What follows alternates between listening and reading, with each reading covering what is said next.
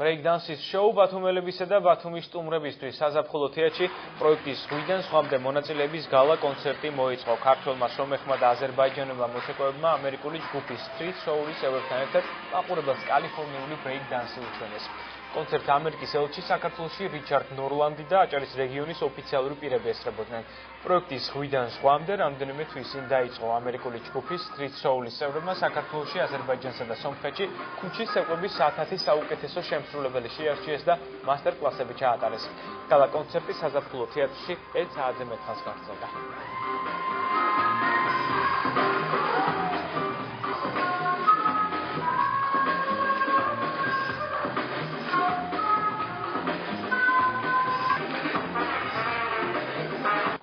ეს არის პროექტი, რომელმაც ამდენი ადამიანი შეკრიბა. სინამდვილეში საინტერესო ახალგაზრდებისთვის. პროექტი ამერიკის საელჩოს ორგანიზებულია და მასში საქართველოს, აზერბაიჯანი და სომხეთია ჩართული.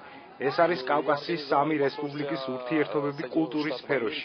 მე ვფიქრობ, კულტურა ყველაზე კარგი სფეროა, სადაც ადამიანებს ნორმალური ურთიერთობისთვის განსაკუთრებული მიზეზები არ სჭირდებათ. ეს პროექტი ხელს უწყობს კულტურულ ურთიერთობებს, რითაც ხდება ეთნიკურ ჯგუფებს, ერებსა და სახელმწიფოებს შორის მეგობრობის გაღრმობა, მშვიდობის ხელშეწყობა. ეს ძალიან მნიშვნელოვანია იმ ფონზე, როდესაც რეგიონში კვლავ დაძაბულობაა.